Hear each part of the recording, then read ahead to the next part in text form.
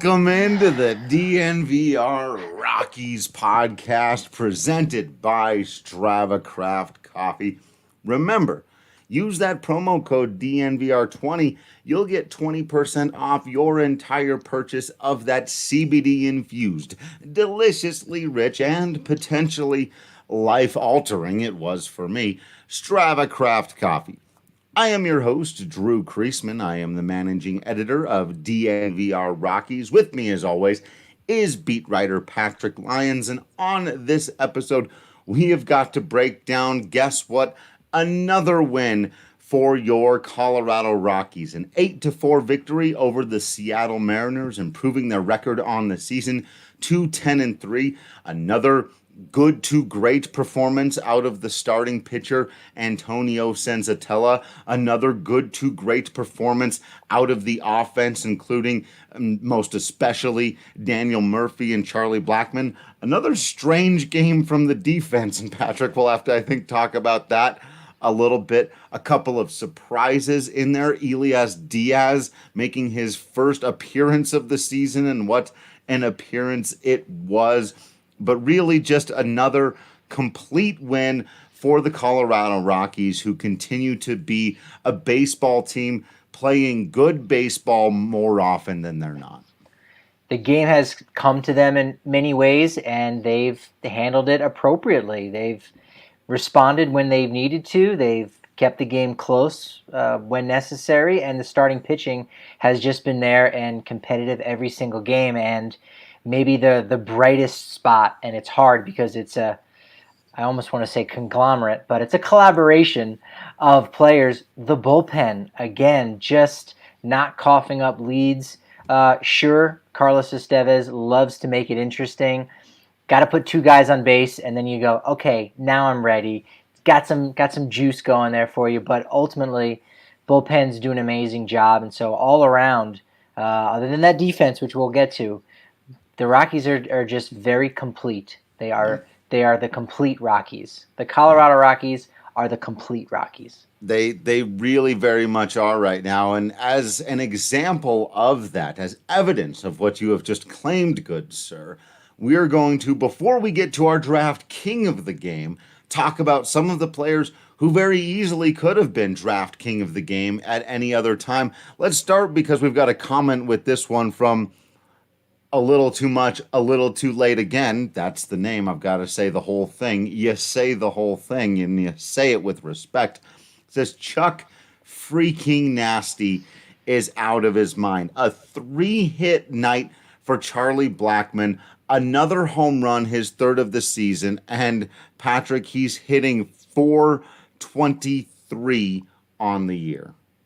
We did say he has a very good shot at leading all of baseball in hits, and he's going out and proving it, making it look easy. Usually he will kind of stack up on a lot of those hits when at home, which he did, but he didn't do it with, consecutive 3-hit games or 4 for 5, 5 for 6 games. He's just been, consistently having those multi-hit games, 3 more again tonight, smacks another home run, and just has looked fantastic and has rebounded well from getting COVID-19, probably better than anyone. If he might even be the poster boy for that, because there's not too many athletes have been able to kind of come back and ply their craft the way that he's been doing it. So it's been pretty impressive. I think he's enjoying hitting in that third spot. He's been playing well defensively in right field. Does not really care for the DH as far as him doing it and sitting on the bench. He wants to be there. He wants to be in the game, and he deserves every right to. We'll see if he changes his tune on that, if by the end of the season he doesn't feel as tired as, even though it's a shorter season than he normally would even after 60 games, or if he feels like he's getting more out of his bat because his legs are with him more often because of these occasional games off. I don't think he's ever going to come around to the idea, maybe when he's 38 and he's like, okay, I'm hanging on. Make me a full-time DH. Before then, I think probably not. But a couple times a week to keep your legs healthy and to make sure that your bat is at full strength right now. And it is absolutely amazing Joseph saying, are you sure Charlie missed time? I'm going to keep bringing it up. We'll try not to belabor it too much, but the guy got like 5 or 6 games of summer camp. Nobody had him coming out as the hottest hitter in baseball to start the season. We had him as the guy who was going to get the most hits in the season, or a good bet for somebody to have the most hits in the season this year on your DraftKings Sportsbook app. But to begin the year hot, we thought he'd start off kind of cold because of all this stuff and eventually get going. So this is just absolutely amazing. Yeah, it's icing on the cake, and I think Charlie understands that there's a little bit of depth in the outfield right now. Certainly, Tapia, Dahl, and Hilliard, all three of those left-handed bats, maybe not producing the way the Rockies would like right now, but I think he understands that there is outfield depth. Throw Hampson, throw Owings in the mix, and you say, you know what? If we're gonna do this, if we're gonna make a late run in October, I need to be healthy. I need to feel good. So you know what? Give me that day or two off a week, whatever it may be. Keeps everybody sharp. 3 to 6 more at bats for some of the other guys in the lineup. And you know what? Yeah. Let's share the wealth. And you know what? Right now, it's moving along really great. Michaela said it before. If it ain't broke, don't fix it. And right now, it's pretty pristine. It is pretty unbroke. Yeah. All right. Barca Jason coming in with the next runner-up we have to draft King of the Game. It's amazing what happens, he or she says. Hard to tell. We're all wearing masks these days. But with the Jason in there, I'm going to assume he.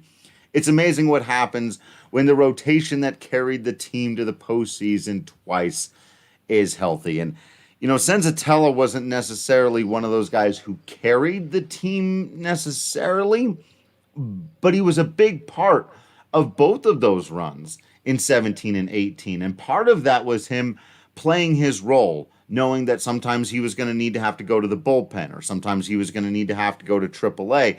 And now his role is be a reliable fourth rotation starter. And he's filled that just as well as he's filled every other role in his career. You got to be just proud of the young man for the way he's pitched. Yeah, you have to lift your load, and on those teams, he was the number 5 starter, and those are teams too that, they went out and they didn't really need to have a 6th, 7th, 8th starter, right? Chad Bettis, I think, maybe had like 13 starts. Jeff Hoffman maybe made 1 start that year in 2018, so they were all really healthy, and that's been another one of those keys to the season is health. Peter Lambert, Tommy John surgery aside, Scott Oberg and Wade Davis. Again, that those are pretty bad injuries, but other than that, the entire team is healthy, and guys are stepping up in Davis and Oberg's wake. So Senzatella he's doing his job as a 4th starter, and you know what? If they need him to be a 3 starter, he's looking good right now at 3-0 with an ERA right around 2.5. So gave up 3 runs tonight. Only 2 of them are earned, so he stays on path. I liked, again, Buddy letting him go out and say, let's see what you can do the 3rd time in the order. Got hit there a little bit by Seager, but again, he's delivering. The whole staff really is doing what they need to do, and we got a new kid coming up tomorrow that we'll maybe have to talk about tomorrow, but Ryan Castellani gets to start on Saturday, and who knows, maybe he's the next one in the line of these young, productive Rockies pitchers. You can afford to find out things like that when your top 4 are pitching like this, can't you? And Senzatella really is the key to it. When you go out and you throw 6 strong, and like you said, Seager and what's the catcher's name? Nola, they got him a little bit there. They hit him hard, but I loved that, like you said, he got to finish the inning out there. He did get hit hard a little bit today, but the ERA sitting there at 2.65 through 3 starts. He's been a quality start machine. He's getting more swings and misses. He's getting more big punch-outs than he used to. And he's just generally controlling baseball games. And at 25 years old, we talked about it a lot to expect this from him this year. But still, to go 3 of 3 out of the gate, really, really quality stuff from Senzatella. How was he not the draft king of the game? Well, Yumil, I hope I'm pronouncing that correctly. Who saw Murphy tearing it up out of the gates? I think Patrick Lyons saw it a little bit. A lot of us were talking about it last year. We had Corey Sullivan on this podcast, and we had talked about him hitting 50 plus doubles and being in contention for the batting title because of the way his swing works and the nature of Coors Field. And, he has a broken finger early on in the season last year. We never really see the full version of Daniel Murphy. And this, honestly, again, it's not to be expected because it's been so good, and you get these 2 clutch hits in 2 consecutive games, and then actually really 3 clutch hits in 2 consecutive games, 2 in this one. But this was what was advertised for Daniel Murphy. Yep, yeah, precisely. He's a committed guy, and last year, you sign a deal with a team, a 2-year deal, like he did with the Rockies. They're paying him good money, 2 years, $24 million, guaranteed. That's it. He's getting that money, so he feels obligated to live up to that end of the contract. And your second game out, you go and you fracture your index finger on your left hand, your top hand. Well, you know what? If I'm not on the field, I'm not really earning my paycheck the way I would like to. So He came back probably sooner than he should have. Played through it and just suffered through. Baseball players don't talk about that. They just suffer through those things because baseball is a grind. There's going to be an off season where you can recover. If you even just think about the gruesomeness of Tommy John surgery, what they do, and then you say, okay, in a year and a half, you'll be back in action. It really won't be until 2 years down the line that you'll be better. And by the way, that injury that you had, go out and just keep using it again in the exact same way. It's kind of morbid.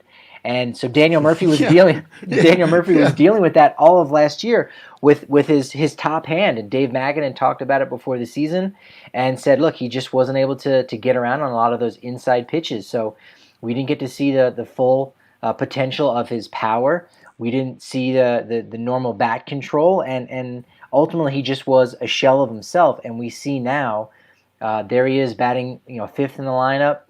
Excuse me, he was 6th tonight in the lineup, but typically been batting 5th, right behind Nolan Arenado. And he's been everything that we both said. We previewed the season with the definitive 5. Murphy was atop that list because not only the potential that he could provide, but what that bat does throughout the rest of the lineup. And you don't put any pressure on a guy like Ryan McMahon to say, we need you to be the number 5 guy to protect Arenado. He doesn't need to do that. Murphy now becomes that 5th all-star in this lineup, and he's doing exactly that and winning ball games single-handedly for 2 days straight.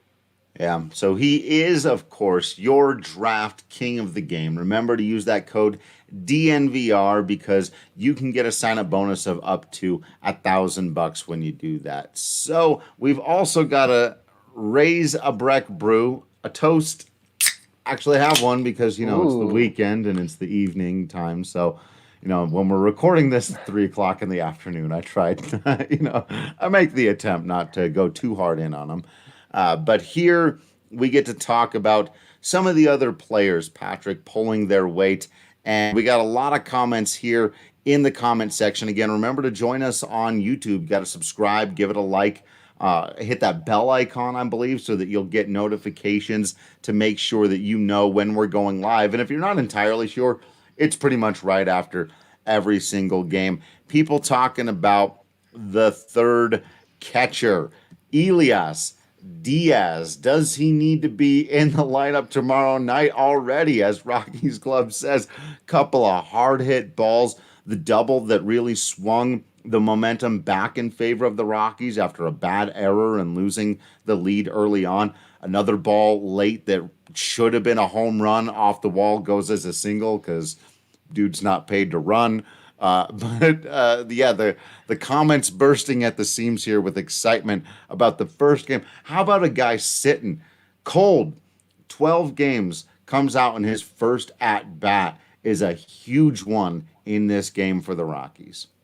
Yeah, so impressive. And, he did it in spring training where immediately he got out to this amazing start. I think he was hitting 450 for the whole first week of spring training. and you say, all right, well, pump the brakes, but you know what? He's obviously in the lead for the backup spot, and you start really getting excited about his potential. Well, hey, that doesn't matter. These games are real now.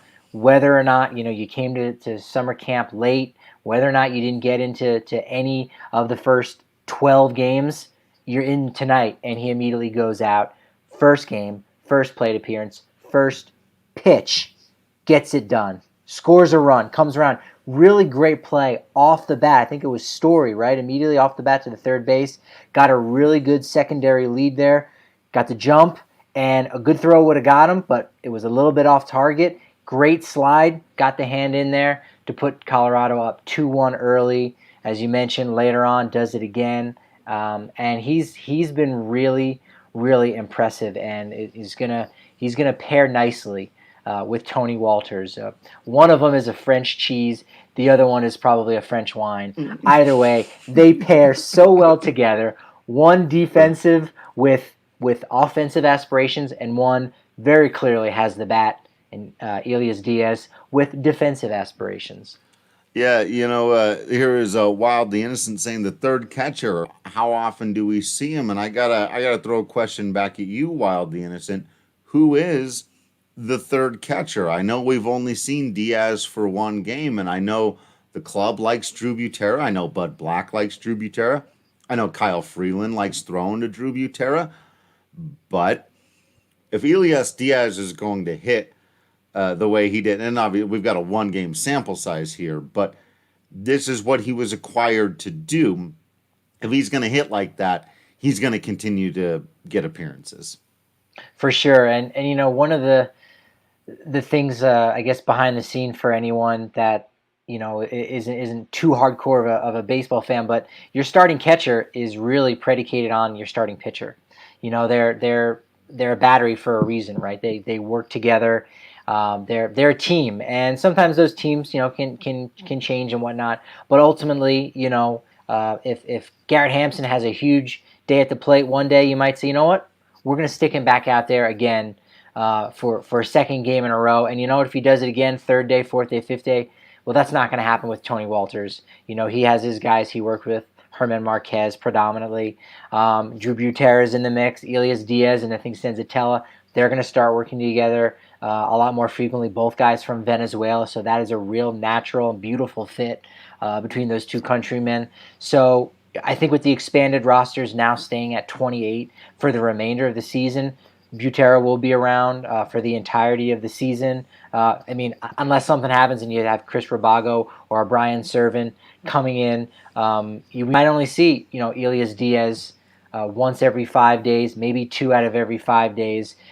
Should Walters need an additional day off, so you might want to see more of what he does at the plate if he's really productive.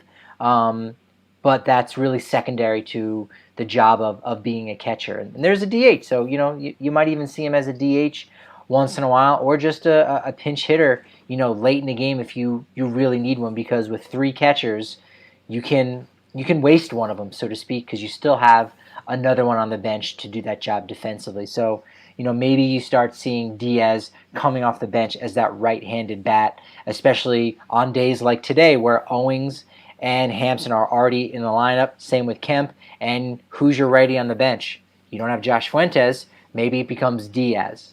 There is that potential. Yeah, and especially if he's proven the ability to hit cold like that, like just and which he clearly showcased out there tonight. Now, Patrick, I hate to do it, but I do have to correct you on one tiny little mistake that you made there, but I can totally understand why you made one, because you were talking about some good base running on that Diaz double. We're talking about you thought maybe it was Trevor Story. It actually wasn't, and there's a couple of interesting things here, because Story and Arenado went a combined 0 for 9 in this game where the Colorado Rockies ended up scoring 8 runs. The guy you confused him for has been playing very Trevor Story-like baseball out there lately. It was Chris Owings who's been getting in on the offense and on the excellent base running in both regards. So I could see how you would easily make that mistake.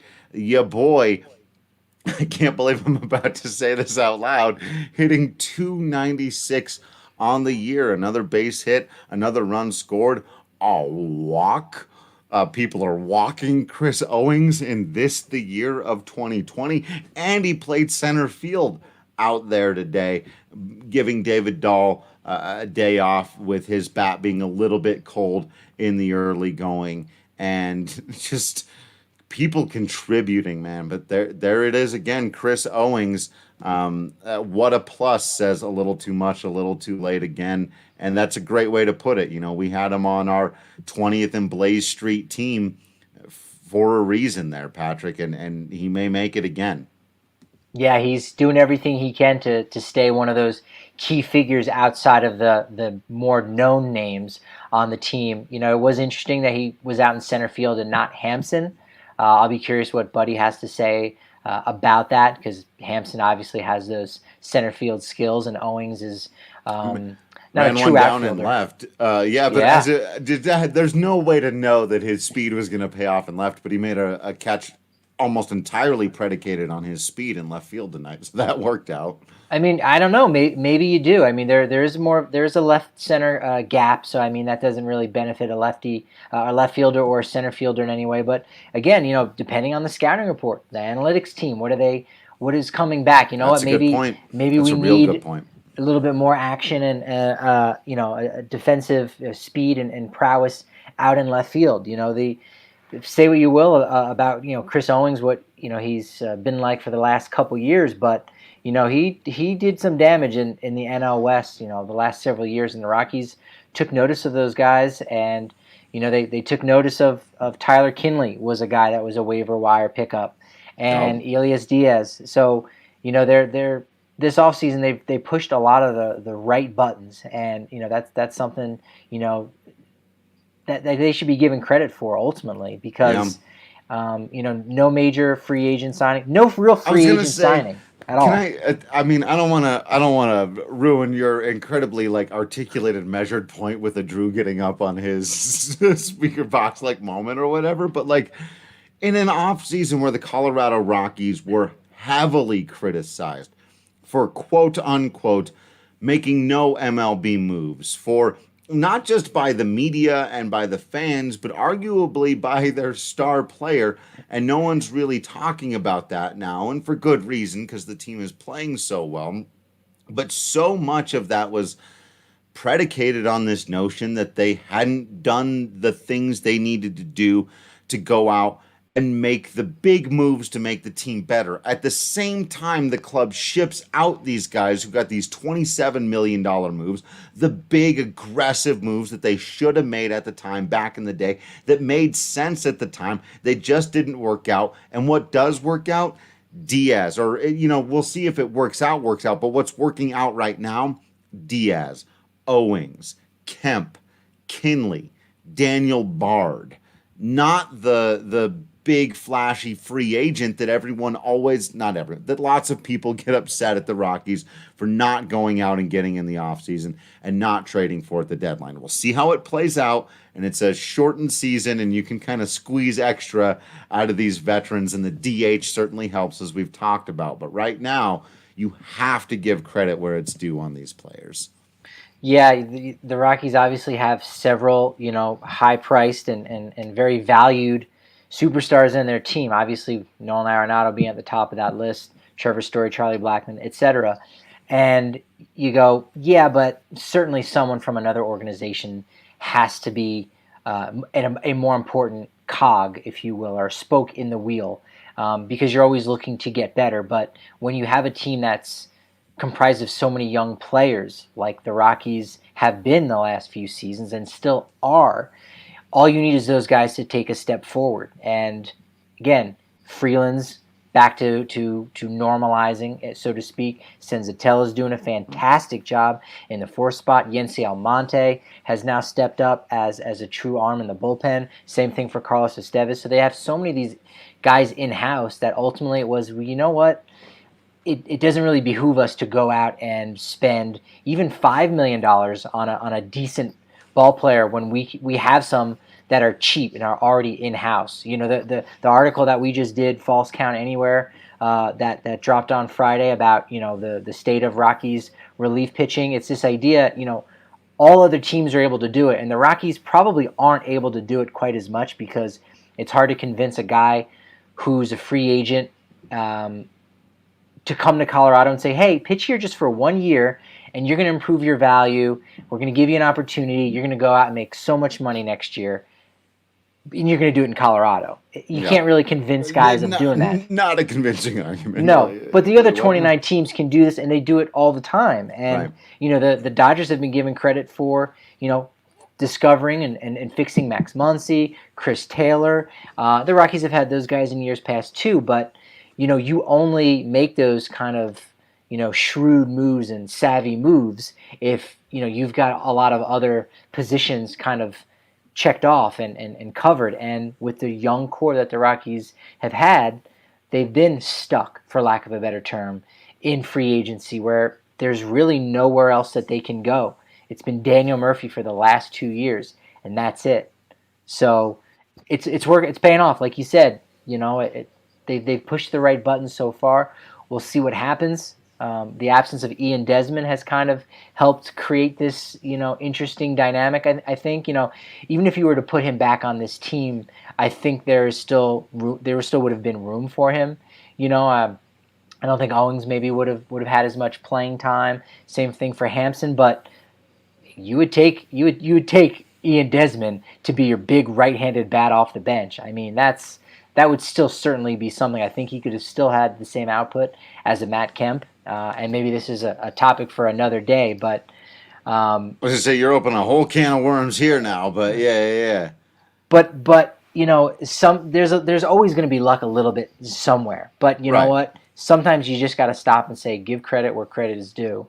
The Rockies, the moves that they made, the shrewd moves they made this offseason, like you said, they've been paying off, and we saw it here today, kind of right there at the forefront. Yeah, they're having a whole lot of fun out there. We're having a whole lot of fun in here, not just because we get to cover a winning baseball team and talk to you about it, but also because we have access to something that's totally free and a whole lot of fun that you should be getting in on too, and that's WGT Golf. You can download it totally for free at DNVRGolf.com. Play closest to the hole or full stroke play on world-famous golf courses, including Bethpage Black and St. Andrews. You can challenge any of us here on the DNVR staff or in the DNVR community. Over 500 people playing it here just in our country clubs. Those are people who've specifically signed up for our first 2 country clubs. We've got the 3rd one available to you now. You got to get in there while the getting's hot. You don't want to be left behind. It's a whole lot of fun. And this weekend, the big drive open on that DNVR gaming circuit. WGT Golf, the official sponsor of DNVR Gaming, man, I'll tell you what, it's just so much fun to play. You're going to enjoy your time. You're going to be able to come and talk some trash against all of us here on staff, against each other out there, have a little bit of fun playing some digital golf. Get in on the action totally for free on your laptop or phone at DNVRGolf.com. A couple of people who are also having fun out there, as Will brings up, more people contributing outside of the core. As he puts it, Hampson hitting a bomb, LOL. Yeah, I almost had one the other day at Coors Field too, hit a rocket off of the left field wall. He's hitting the ball hard. And on the other side of things, Will pointing out Tyler Kinley, who we talked about a little bit there, but his stuff looked unhittable tonight. The slider was ridiculous to the point that when he finally threw a fastball at 97 miles an hour, the fact that it was right down the middle did not matter because it just, the slider was so ridiculous. There's no way to be ready for that pitch. Boy, yeah, getting contributions from guys like Hampson and Kinley in big moments like that, you're going to keep winning ball games if stuff like that happens for your team. Yeah, no doubt. Hasn't given up a run yet. 6 games he's pitching already. So again, he's another one of those guys that Buddy has really been leaning on. 5 1/3 innings pitched. He's only walked 2 guys, struck out 8. Pretty impressive. And the interesting thing in this game is that you even saw Senzatella throw one of his final pitches. It was like pitch 87, I think, maybe even to Seager, at 95 miles an hour, and you go, all right, man, the kid still got some giddy up on the fastball. And then Kinley comes in, he's sitting at about 96.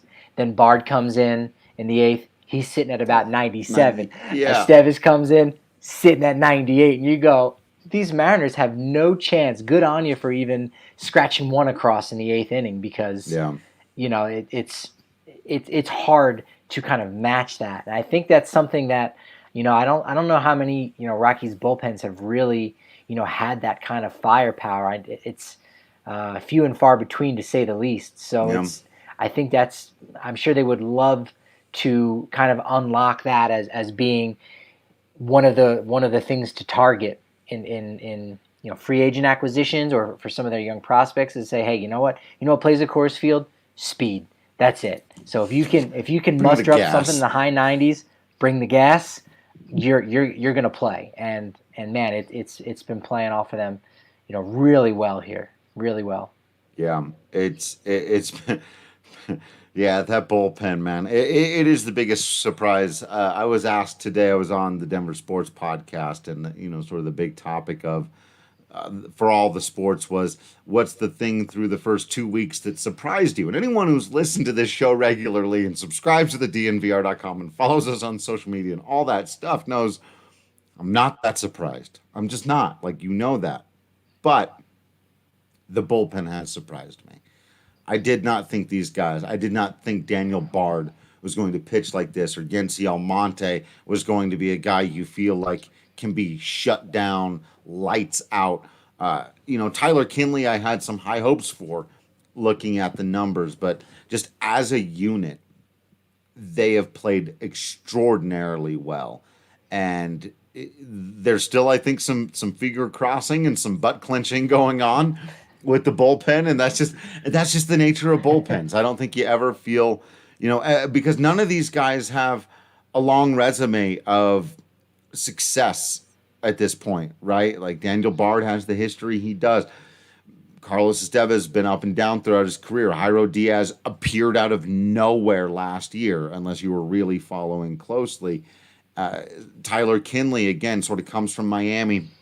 The high walk rates, but not a big acquisition by any means. And all of a sudden, they're out there doing the thing. They're one of the best bullpens in the National League. And if you quizzed the average non-Colorado Rockies baseball fan, could they name two? Could they name one? I don't know if they could name one, to be honest. I think Carlos Estevez would be that name, just because it's been around long enough and it's memorable. Didn't Charlie Sheen pitch for the Rockies? Yeah. I think that's it. I think that would be the only one. Although maybe Daniel Bard now too, because you say, whoa, that was a really great story. They might not know if he's actually. They don't know if he's pitching well or not, but they go, yeah, I think he's still a thing. Yeah. As you were talking, it made me think, like, wow, this bullpen really needs, it's getting to the point where it might need a really solid nickname. And he started off by saying, the unit, and I'm like, ooh, yeah, it could be the unit. Then that could play. That might be something. And then you went on to say butt clenchers, and I go, maybe they could be the butt clenchers. Okay. I don't think they would like that quite as much. But the unit, butt clenchers, either way, yeah, they've been fantastic. I mean, you lop off the final 2 innings of the game. You say, you know what, Oberg, fine. You don't necessarily even need to be the closer, because maybe more times than not, the harder outs are in the 8th inning. So Oberg is in the 8th. Davis, get your act together. You don't even have to be the same guy from 2018. You just need to be a competent closer. Boom, that's the 8th. That's the 9th. You're going to go places. You're going to win a lot of games in 2020. Right. And you go, sorry, they're gone. Yeah. Everyone moves up. And who are you going to, have coming out of nowhere? Well, they have 3 guys, Almonte, Kinley, and Bard. And it's a surprise. You don't expect them to not just be competent, but just to be this good, as good as they've been. Excel, yes. Excelling has been the key. You still don't have a left-hander yet, right? Pazos has had that one outing. Deal was okay in his one outing. So, right. But they haven't need to do that yet. That's what's so strange about this shortened season is that you can just lean on guys and say, just all you got to do is do it for about 8-9 weeks, and you've got something. And the Rockies have got something right now. Yeah, they surely do. And, I'm sure everyone out there, we mentioned the Rockies are feeling good. We know you're feeling good. You might be feeling like you got something. But if you're feeling good and you're feeling like you're about to get something, you might want to make sure that you manscaped. That's right. You got to take care of your downstairs if you want your downstairs taken care of. And the great news is you can get 20% off plus free shipping when you use the promo code DNVR20 at manscaped.com. I'll tell you what, you can use that lawnmower 3.0. It is waterproof. It comes with the LED lights so that you can manscape in the shower, in the dark, or in a dark shower. That's right. No matter where you decide to manscape, you're gonna be safe because I'm pretty sure you can't nick yourself. I'm not saying I've tried. I'm just saying I've been surprised on a number of occasions that it didn't happen. You get yourself nice and smooth, and it's not just that. Whether it's the spritzer, the deodorant, the de-chafing. De-chafing is not a thing. De-chafing, definitely a thing.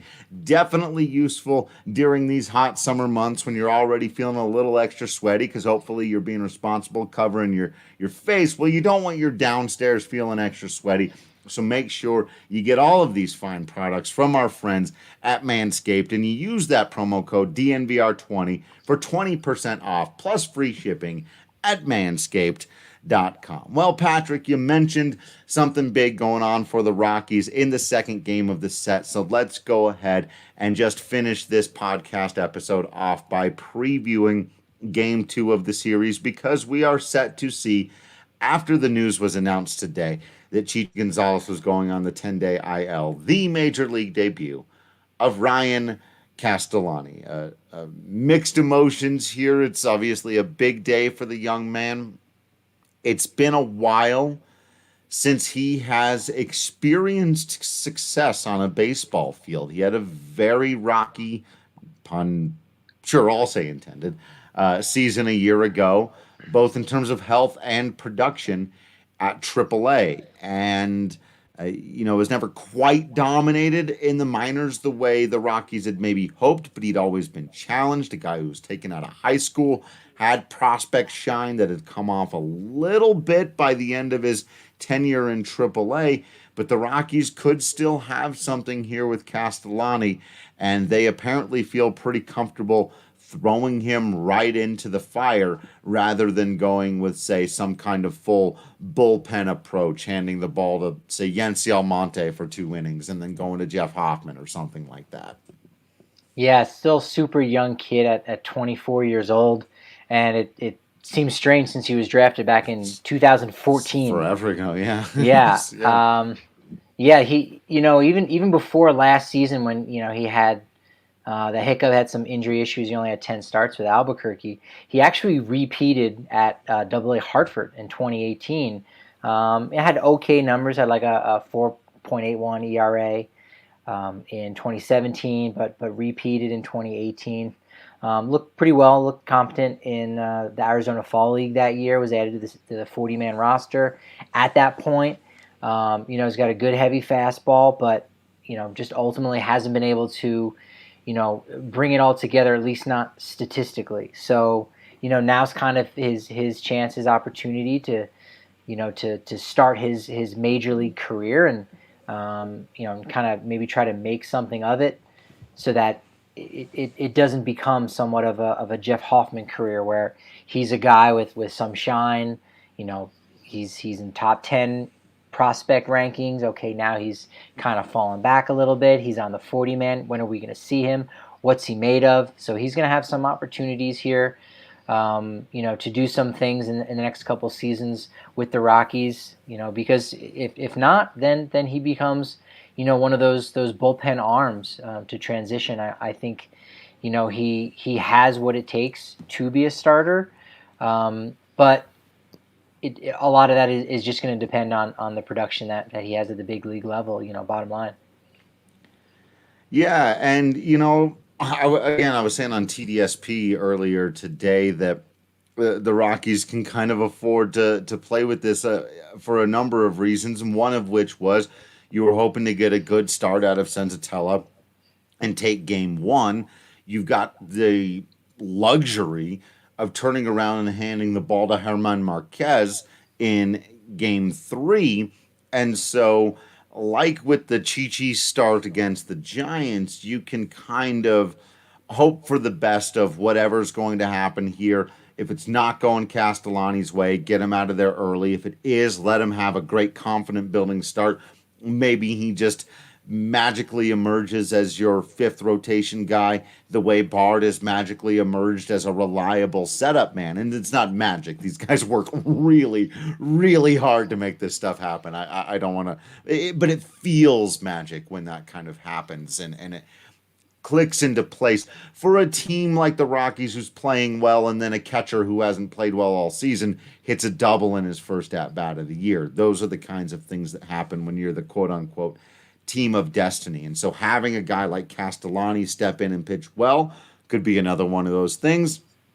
Goes the other way, they've got plenty of backup plans, in place for that. I think this could have been a spot for Peter Lambert if he was too healthy. It's really too bad what happened to him, that he doesn't get to be a factor for this year. But it's a great opportunity for Castellani, and going up against Nick, help me out, Margevicius, come on. Or Margevicius. Margevicius. Yes. Yeah, we Margevicius. saw the Rockies saw him last year again in when he was with San Diego. He's got some decent stuff, but again, as you said, Drew, this is kind of the perfect spot to say, hey, let's give you a chance. We kind of know we're going to get in Hoffman. They must have a solid idea what they would have gotten from Godot, but he's 28 years old, and if he plays out his string of years of control with the Rockies, he could break down before he even reaches free agency. Whereas here you had a 24-year-old kid that you go, you know what, he still has room for growth, and maybe he needs to be able to make that growth at the major league level. And if that means getting hit around, maybe that'll teach him a lesson. And he says, okay, I need to double down, and maybe I need to be needing to go to drive line a little bit more frequently, and things of that nature. Whatever it is, you have more of an upside with a young 24-year-old guy like Ryan Castellani, a guy that you again also have dedicated a lot of time, effort, finances into for the past 5+ seasons, where wasn't the case for Godot. He was picked up as a minor league free agent at the beginning of last offseason and Right. came out of nowhere to pitch fantastic at AA. Jeff Hoffman, they didn't really have to develop him quite as much as he was originally drafted by Toronto and came over in the Tulowitzki deal. So, Right. So those sometimes can be kind of part of those factors as you say, well, you've got three, potential options. Why do you go to Castellani? Sometimes that's what's going on behind the scenes when all things are created equal. Go with a guy maybe that's got a little bit more upside promise, a guy who hasn't had that chance, whereas Hoffman has. Wildly Innocent with an interesting question asking, does the catcher for tomorrow come into play with Ryan pitching? Anyone handle him better or worse? I think if Dom Nunez was on the roster, this would be a really fascinating question, because then you'd have somebody who'd worked with him quite a bit. And in fact, it wouldn't surprise me at all to see Nunez in there. That said, Diaz, I doubt has ever really worked with Castellani, maybe in spring training 1.0, if at all. Walter's the same.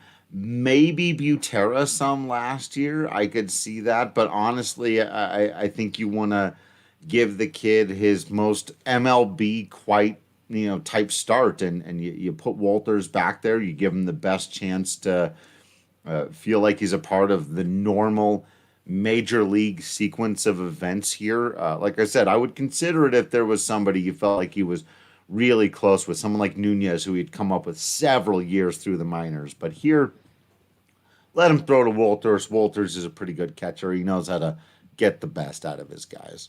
That would have been very cool. Yeah, they came up together, and at least in 2018, 2019, They were teammates with the Yard Goats and Isotopes respectively.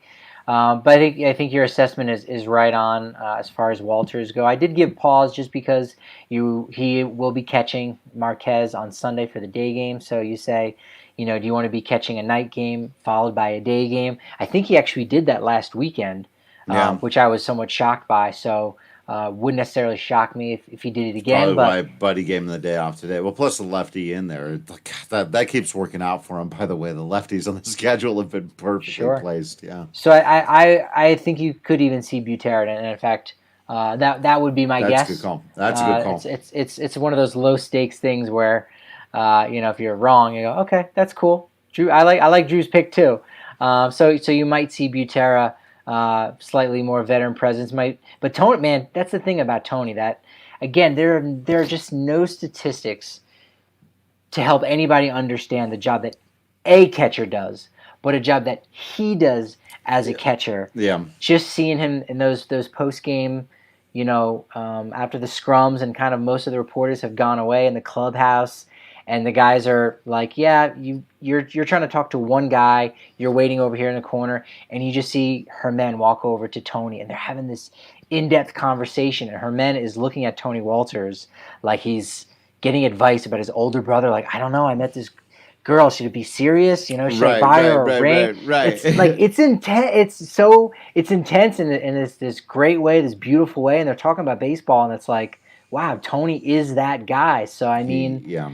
You almost want a guy like Castellani to have Tony in particular talking him up a little bit, but I think Butera would do a good job, and I'm excited. This will be one of the highlights of the season because he might be the only guy that makes his major league debut this year outside of Ashton Godot. He's a little older, but it would still be his debut.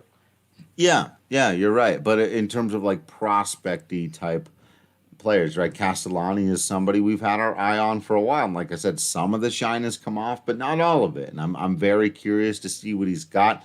The stuff has always been there. He's a big-bodied kid. He's got some great stuff. He's had some very favorable comps put on him in his career, and so we're going to see what he can do out there. And like you said, Patrick, it's almost a microcosm of this crazy, wonderful world that we're living in, right? Where the Rockies, it almost feels like whoever they throw out there, there's some excitement to them. There's nobody to be totally hanging your head about when they take the mound or when they step into the batter's box, when they take the field. Everybody brings an air of excitement, and anybody who happens to not perform, when the Rockies got down in that final game against the Giants after the home run, the 3-run jack that Freeland gave up, it was an immediate and visceral and almost violent response from the Colorado Rockies. They did the same thing tonight. They got down by 1 because of an error, a couple of ill-timed hits, get down early, and immediately take the 2-run or the score 2 runs to take the 1-run lead. And it's those kinds of responses right now from the team where everyone is contributing. It makes you start to wonder just what they can do, especially if, as we've said, this whole first half of the season is about building that confidence. So by the time they start playing the Dodgers, they've got the confidence that they can beat anybody. For sure. And even going to the 6th inning when Senzatella gave up those 2 runs, was able to close out his quality start. Garrett Hampson, top of the 7th, boom, home run. So right. It's that response, and they get 3 more in the top of the 8th. So right. They keep coming back. It's almost like they are a group of cockroaches that just won't die, and that's something I've been meaning to write. I had that thought today that Las Cucarachas, they are still around. They're alive and well. That essence, right? That piece of their soul from last season that was just about getting through 2019. It is still there, whether they realize it or not. They just aren't giving up on these games, and it's not as if they need to wait late or they're being overmatched like it was in last season. It's just a matter of, like, in every little thing, you know what? We're just going to pass the baton to the next guy, and the next guy is going to do his thing, and they're doing it. And then even after they have that success, they continue down that exact same path. So it's been impressive. 10-3, still in first place, and the other games in the NL West too that we'll point out is that the Dodgers did win 7-2 over San Francisco, so the Giants not helping Colorado out.